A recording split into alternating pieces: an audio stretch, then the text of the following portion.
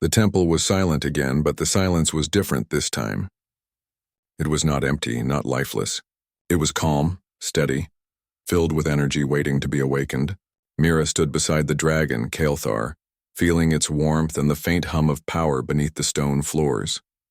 She had learned much in the past hours, or perhaps days. Time seemed different inside the temple. Here, the flow of reality had its own rhythm. And yet one truth had become clear.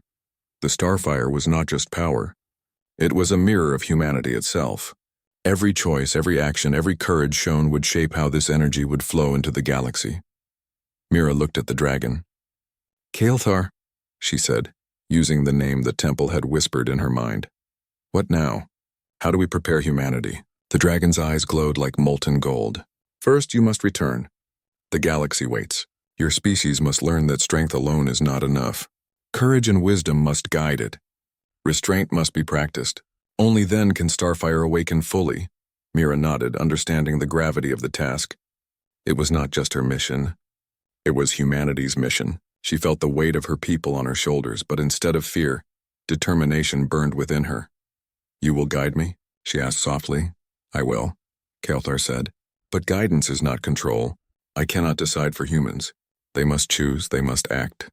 Only when they prove their spirit can Starfire reach its full potential. You are the first spark, Mira. You carry hope." The thought filled her chest with warmth. Hope.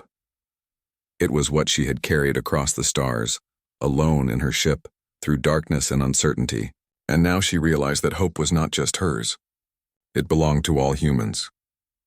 Mira turned toward the exit of the temple, toward the starry sky beyond. "Then we begin," she said. Her voice was firm, steady. "We show humanity what it can achieve. We guide them and we prepare them for what's to come." The dragon lowered its head, its eyes softening. "Yes, but remember, child of Earth, the galaxy watches. Other species have noticed the awakening. Some will seek Starfire for themselves.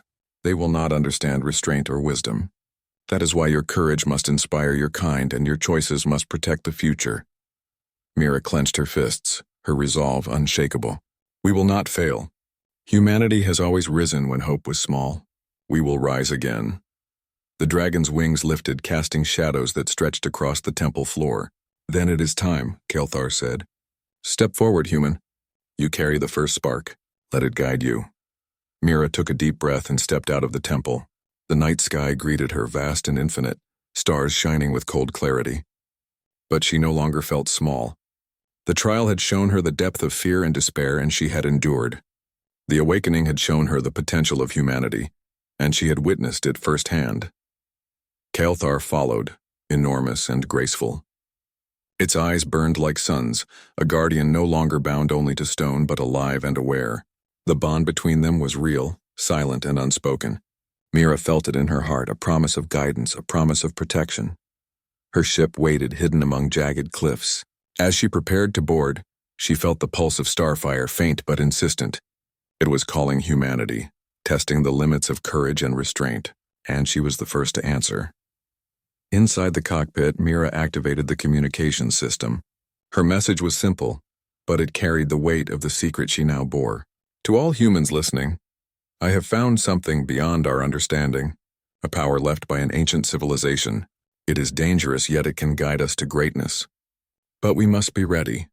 We must be united, and we must be careful. Humanity is chosen for courage, not for power alone." She paused, letting the words sink into the void of space. Then she added, "We are not alone. A guardian has awakened. Together we can rise." The transmission went out, silent across the stars, waiting for humanity to respond. Mira felt the weight of every life on Earth, every dream of explorers, every hope of those who looked at the stars and wished to rise. She realized that the galaxy was vast, full of unknown threats but also full of opportunity, and humanity's place in it was just beginning. Kael'thar hovered beside the ship, wings spread wide. Its eyes reflected the stars, ancient and wise. "What now?" Mira asked, turning to the Guardian. "Now," Kael'thar said, "we watch, we guide, and we wait. But the test will come again. Other beings will notice the spark. They will test humanity.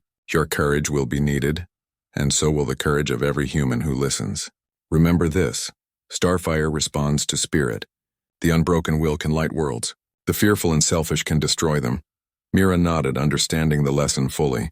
The starfire was not just a tool, it was a reflection of humanity itself. Every action, every choice, every act of courage would determine its path. As the ship lifted off, Kael'thar soared beside it, massive wings cutting through the thin atmosphere. Mira gazed down at the temple, now small and still glowing faintly. The dragon's eyes watched her, approving, steady. She felt a thrill of hope. Humanity had been given a chance like no other. Not for domination, not for conquest, but for growth, for courage, for the chance to rise above fear and despair. The stars stretched endlessly before her, a canvas of infinite possibilities. Mira's heart swelled with determination. She would carry this hope back to her people, and she would prepare them.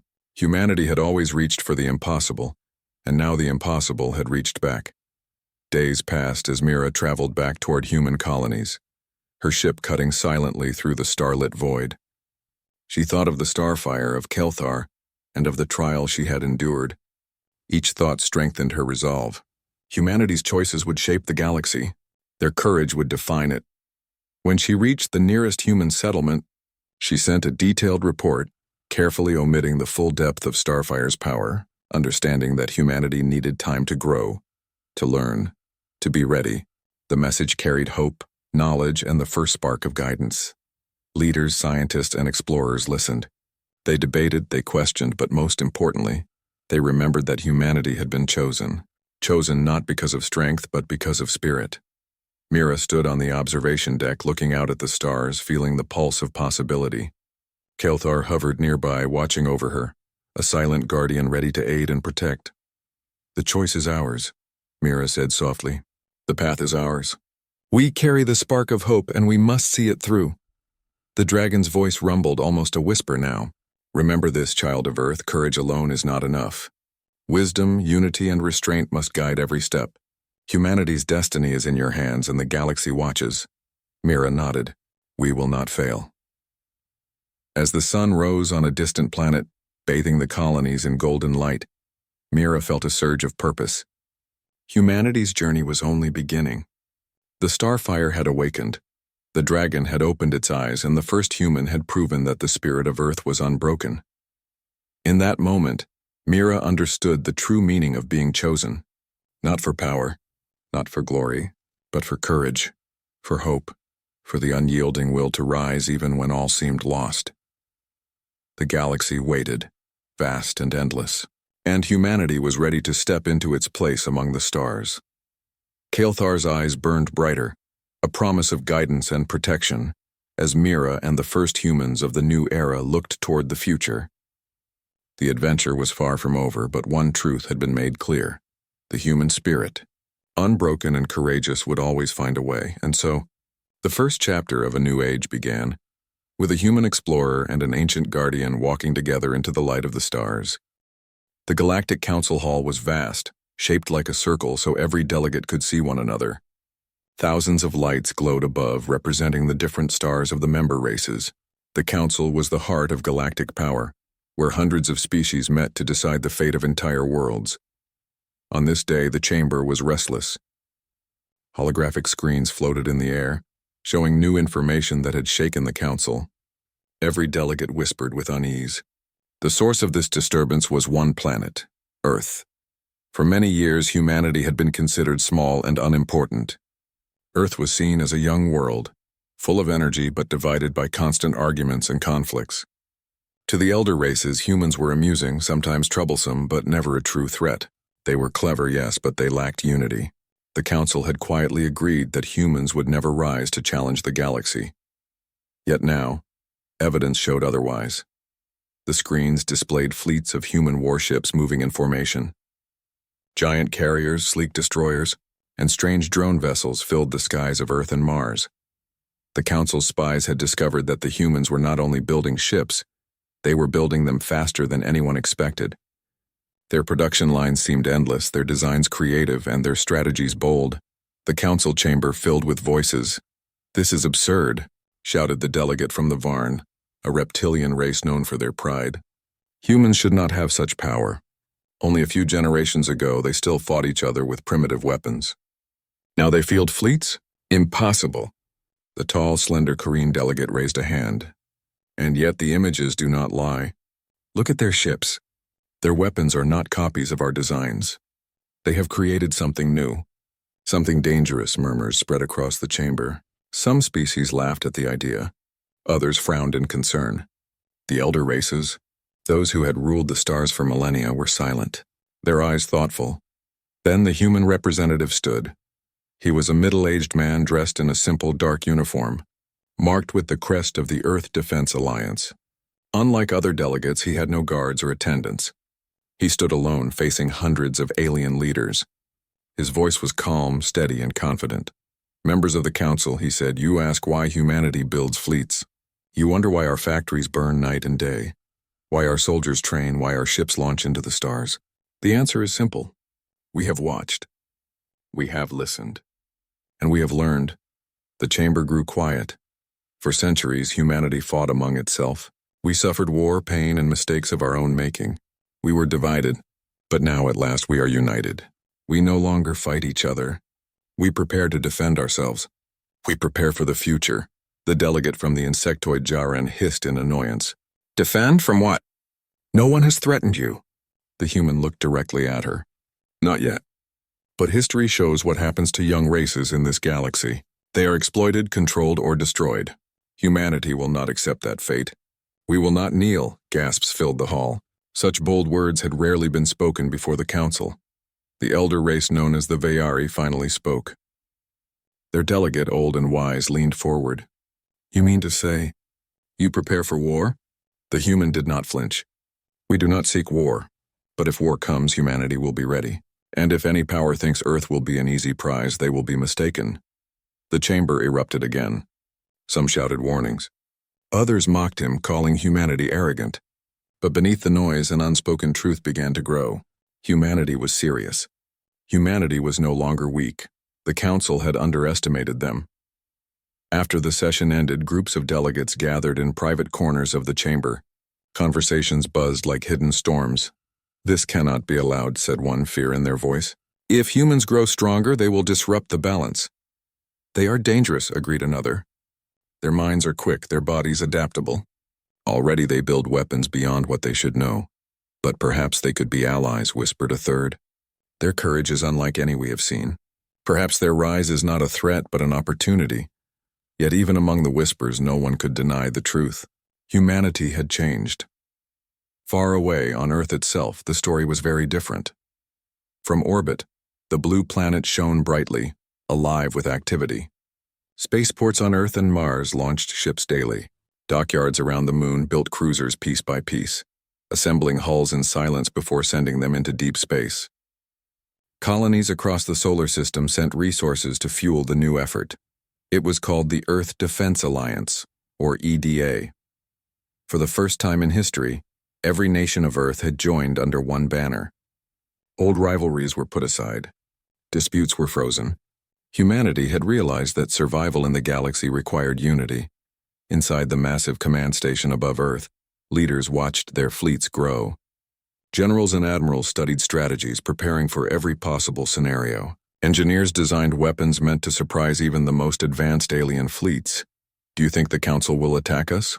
Asked one officer. Another smiled faintly. Maybe, but we will not be caught unprepared. For the first time in history, Earth stands together. That is our strength. Back in the Galactic Council, debates raged for days. Some argued for immediate action to limit human growth. Others believed humans should be welcomed and guided. Finally, the council leader, a wise elder from the crystalline Xylan race, stood before the chamber. Let us not be blind, he said. We thought humanity would remain weak. We were wrong. They are not like other races. They adapt. They endure. And once they rise, they do not fall easily. We must decide, will we make them enemies or partners? No answer came. The chamber was divided, but in the hearts of many unease grew. The galaxy had changed. A new force had entered the stage, humanity. And so whispers spread across star systems.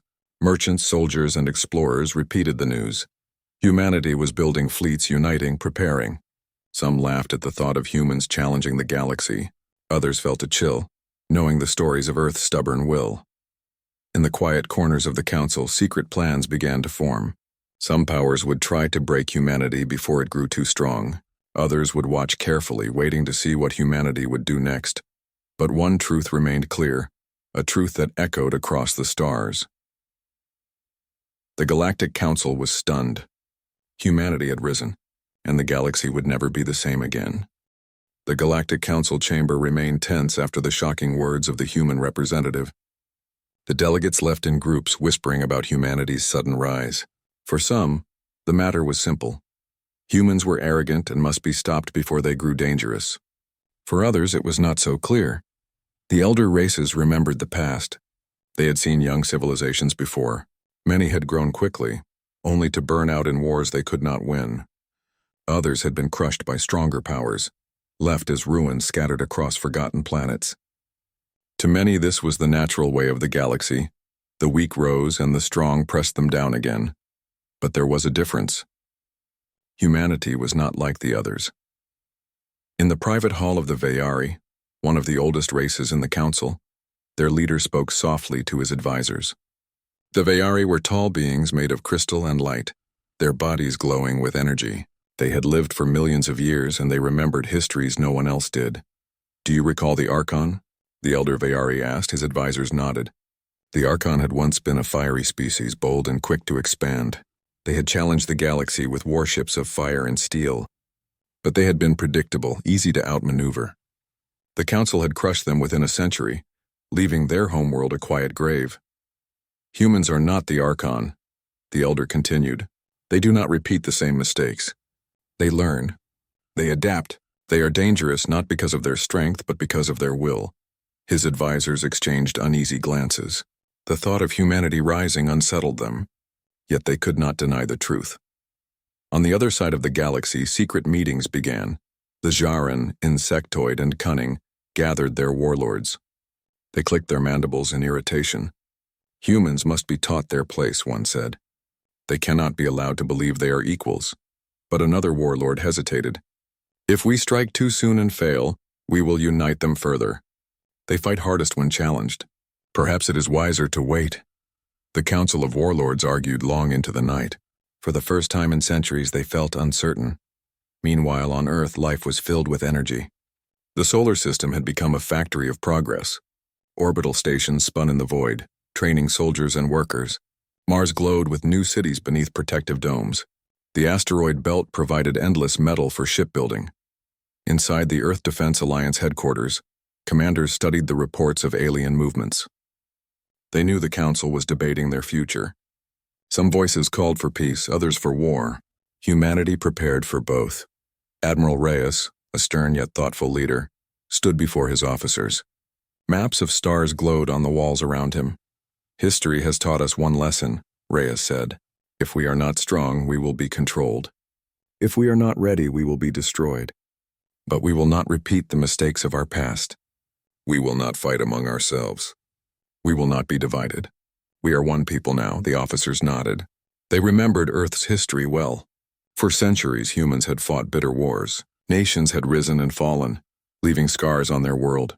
But those wars had also taught them how to endure, how to rebuild, and how to innovate. Now those lessons would serve them in the stars. On the training grounds of Mars, soldiers drilled under red skies. They moved in unison, wearing new armor built for both space and planetary battles. Drones buzzed overhead, recording every move. One young soldier, still fresh from Earth, spoke to his comrade. "Do you really think the aliens will attack us?" His comrade shrugged. "Maybe, maybe not. But if they do, we'll be ready. My grandfather fought in wars back on Earth. He told me humans never give up even when everything looks lost. That's who we are." The young soldier smiled, feeling a spark of pride. Back in the Council, the debates grew sharper. The Varn, proud reptilians, argued loudly for immediate action. "Crush them now," one delegate shouted. "Strike before they grow stronger. Humanity is a wildfire waiting to burn the galaxy." The Kareen, logical and calm, disagreed. "And if they resist? If they destroy even one of our fleets, their legend will grow. Others will rally to them. Do not forget, the Council holds power because it is respected, not feared." The chamber grew divided. Old alliances began to crack under the pressure of this new threat. A secret message passed quietly between some of the smaller species of the galaxy. They were tired of being ignored, tired of being ruled by the elder races. For the first time they saw hope. "If humanity can stand against the Council," one whispered, "perhaps we can stand too." Whispers grew into plans. Plans grew into secret meetings. Across the stars, the rise of humanity was inspiring more than fear.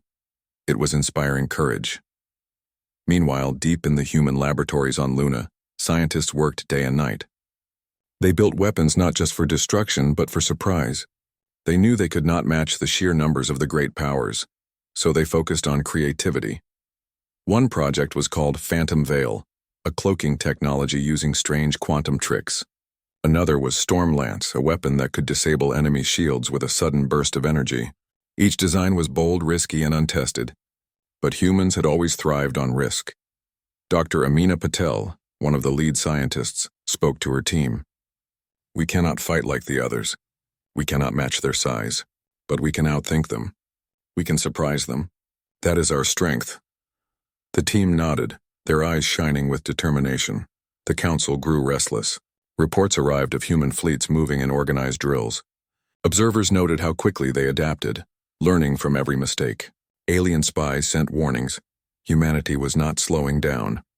At last, the Council leader called for silence. His crystalline body glowed as he spoke. "We stand at a crossroads. Humanity rises. We can guide them or we can break them. If we choose wrongly, the galaxy will suffer." The chamber fell silent. For all their power, none of the delegates could predict the outcome. On Earth, the human representative who had spoken so boldly in the Council looked up at the stars from his window. He knew the galaxy was watching. He knew plans were being made, both for and against his people, but he also knew one truth: humanity would not kneel. Not again, not ever. The echoes of old wars had shaped them. The lessons of their past had prepared them. And now, as the stars waited, humanity prepared for what was to come. The galaxy trembled, uncertain of the future, and in the quiet of space, the engines of human warships roared to life. The galaxy had grown uneasy. Rumors spread faster than light itself. On distant worlds, merchants spoke of human fleets training in silence. On border colonies, soldiers whispered about strange new weapons tested by Earth. And in the Council chambers, tension burned like hidden fire. Some powers demanded action. Others urged patience.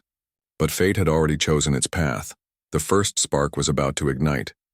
It began at the edge of human space, near a small mining colony orbiting a barren planet. The colony was young, built only a few years earlier, but it was rich in rare metals. To humanity, it was precious. To the Council, it was a chance.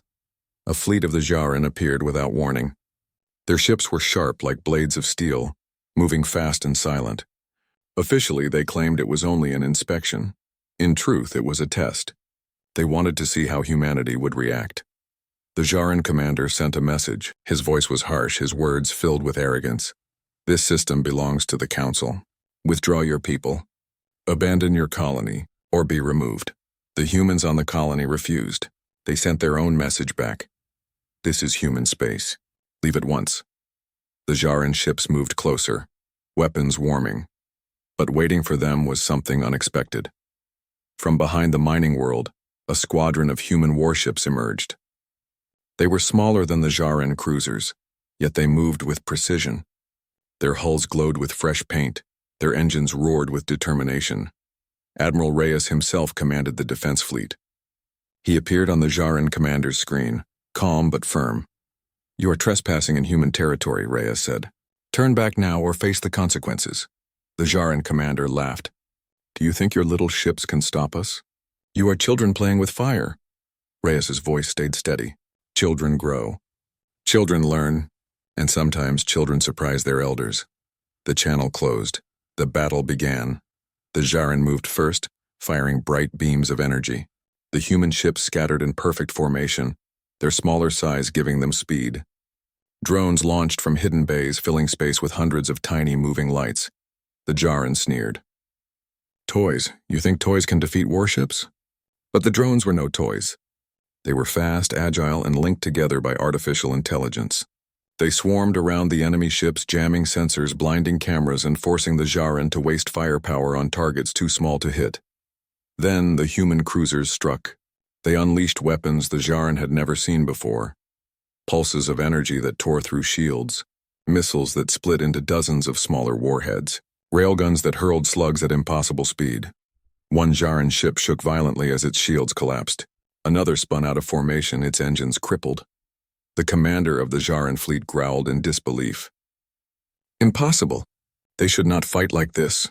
But humans had never fought like others. They used tricks, misdirection, and creativity. Where alien fleets relied on tradition and order, humans thrived on chaos and surprise. The colony below watched as the battle lit the skies. Miners and settlers crowded at windows, holding their breath. For them, this was more than just a fight. It was proof that Earth could protect them, proof that humanity was not weak. "Look," one child shouted, pointing at the sky. "Our ships are winning." And indeed, the tide was turning. The Djarin fleet, once confident, now struggled. Their commander gave the order to retreat. Broken and humiliated, they pulled back into the darkness of space. Human cheers echoed across the colony. Admiral Reyes stood on his command deck, his eyes hard. "Send this message to the Council," he ordered. "Humanity does not yield." When news of the battle reached the Council chamber, the reaction was chaos. The Varn delegate slammed his claws on the table. Unacceptable. They dared to strike Council ships? The Kareen delegate remained calm. The Djarin attacked first. Humanity defended their colony. "The evidence is clear," the insectoid Djarin hissed with fury. "Lies! They ambushed us!" But even those who disliked humans could not deny the truth. For the first time in history, a young race had stood against an elder species and won. The Council was stunned. Across the galaxy, smaller races listened with hope. In quiet corners of space, oppressed species whispered, "If humanity can fight them, maybe we can too." The legend of Earth began to spread. Back on Earth, the victory was celebrated.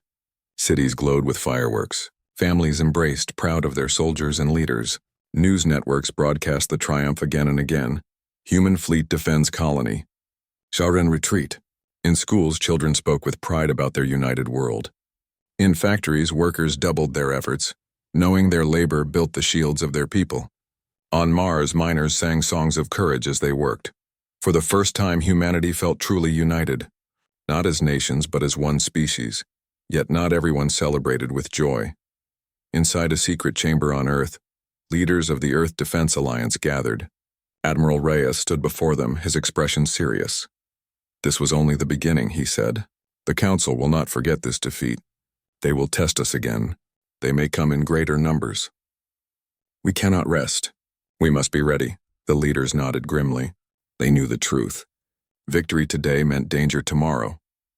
In the Council's shadows, fear grew. The elder races could not understand how humans had done it. How had they built fleets so quickly? How had they created weapons no one else had seen? And most of all, how had they united so completely, when even older races still suffered divisions? The Vayari elder whispered, "We have awakened something we do not yet understand." The chamber fell silent. On the mining colony, the settlers rebuilt what little had been damaged. Children played under the stars, pretending to be pilots of human warships. They no longer feared the dark of space. They knew their people could stand strong.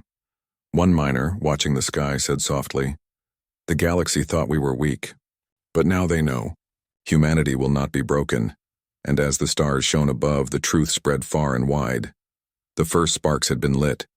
The fire of humanity was only beginning to burn. The victory at the mining colony had sent ripples across the galaxy.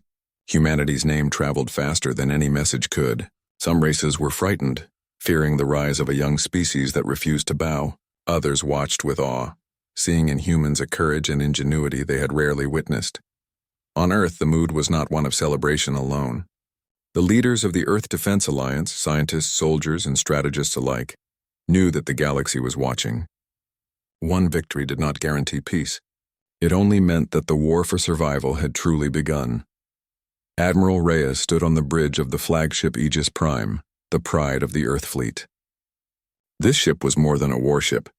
It was a symbol. Its hull gleamed with the combined technologies of human ingenuity. It could outmaneuver many larger alien vessels and strike with precision. Inside, every officer and crew member knew the weight of the moment. "The galaxy sees us," Reyes said, his voice carrying to the bridge crew. "Some will fear us. Some will admire us. But we must do more than defend ourselves. We must inspire, we must be ready, and we must never falter." The crew nodded. For the first time in human history, they were not only defending Earth, they were becoming a beacon for others. Beyond Earth, smaller races who had long suffered under the yoke of elder species began to make contact with humanity. Messages of alliance, curiosity, and cautious trust flowed through space channels. Humans were learning of hidden worlds, secret technologies, and oppressed species eager for freedom. On the Council side, this alarmed many leaders. They had expected humanity to remain isolated, weak, and divided. Instead, humans were extending their reach peacefully, building networks of allies before any major conflict had begun. "The humans are not only strong," muttered a Varn delegate, "they are clever, and they are gathering friends before the Council can stop them." On Mars, training intensified. Soldiers and engineers moved in synchronized effort, preparing for the unknown. Weapons were tested, ships upgraded, and strategies practiced. The human colonies on Venus, the Moon, and orbital stations across the solar system joined in, creating a united front. Commander Lee, in charge of orbital defenses, walked among her troops. She watched a squad of young pilots practice maneuvers. Their ships weaved through simulated threats with unmatched speed and precision. "Remember," she said, "strategy matters more than size. We cannot match them in numbers, but we can outthink them, outmaneuver them, and strike where they least expect. That is humanity's advantage." The pilots nodded, determination shining in their eyes. Each one knew they were not just defending Earth, they were defending the idea that no species could underestimate humanity. Meanwhile, the Galactic Council convened a special session. The debate was fierce. Some elder races called for immediate action. Send a combined fleet to destroy humanity before it grew too strong. Others urged caution. They argued that attacking now might unite humans further, making them stronger and more determined. The council chamber, once a place of controlled order, now seethed with tension. The Jaren, still smarting from their defeat, hissed, "They cannot be allowed to rise further. They must be crushed now before their alliances spread across the stars." But the Very Elder countered, "And if we do, we risk war that could burn the galaxy itself. These humans are not like other species. They learn quickly. They adapt. They endure. Do you not remember the lessons of old wars?" For the first time in memory, the council was divided. Unity had always been its strength. Now hesitation and fear weakened it. Back on Earth, humans were aware of the council's attention. The first battle had been a warning, not a victory lap. Plans for future expansions were underway. They did not seek conquest. They sought security and allies. From the bridge of Aegis Prime, Admiral Reyes studied a star map. Red dots marked council fleets, while blue represented human-controlled space. Neutral worlds glimmered like points of possibility. "We will extend our reach," he said, "but with caution. Every alliance we build, every world we protect, strengthens the galaxy and strengthens humanity." His officers nodded. Messages were sent to neighboring systems offering protection, trade, and friendship. Humanity was creating a network, a web of influence that relied on trust rather than fear. On one distant planet, a small alien species watched the humans' messages arrive. The species had long been under the control of the Council. Its leaders debated quietly. "If we join them," one whispered, "perhaps we can be free. If we refuse," another replied, "we may be destroyed." They had no illusions. Humanity had changed the rules of the galaxy. Humans did not simply fight, they inspired courage, even in worlds that had long suffered. Back in council chambers, rumors reached some delegates that humans had begun building their ultimate weapon, Aegis Prime, a super dreadnought capable of holding entire fleets at bay. Its construction had been secret, yet spies had detected its launch. The elder races were alarmed. "This is not a ship for defense alone," muttered a Korean delegate. "It is a message. Humanity will not be intimidated, and we are watching them." Other delegates whispered agreements. Humanity's rise was no accident. It was intentional, deliberate, and frightening in its resolve. Humanity, meanwhile, remained focused. The Aegis Prime moved through space, testing systems, training crew, and preparing for the unknown. Scientists monitored alien technology and developed countermeasures. Soldiers learned new tactics that relied on both speed and intelligence. Commander Lee supervised simulations, guiding her pilots through dangerous scenarios. "Remember," she said, "our strength is not only in our weapons. It is in our minds, our creativity, and our unity. The galaxy may try to divide us, but we will not be divided." The pilots repeated the words in unison, a promise that echoed across the stars. The Council could not ignore humanity any longer. The elder races were forced to acknowledge a difficult truth. Humanity was not weak. Humanity was not naive, and humanity was not alone. Some delegates began to whisper about negotiations. Perhaps there was a way to coexist without war. Others argued that negotiations would be seen as weakness, encouraging humans to rise further. The galaxy held its breath. On Earth, Admiral Reyes received reports from every sector. Human colonies were expanding quietly, offering protection to those who had long been oppressed. Trade routes were established with neutral planets. Intelligence networks grew across systems. Reyes looked at the map and said quietly, "We are not just defending ourselves. We are drawing lines in the stars. Every step we take is a warning. Humanity is united and we will not bow." Below him, Earth rotated peacefully, a blue jewel in a galaxy suddenly full of uncertainty. The first sparks had become flames. Humanity had won its first battle. Humanity was building alliances. And humanity had shown that courage, intelligence, and unity could rival even the oldest powers in the galaxy. But the story was far from over. The Council had not yet decided how to respond. Some would move in secret. Others would wait, watching and hoping to exploit weaknesses. And somewhere in the darkness of space, warships of unknown origin waited, prepared to challenge the humans again.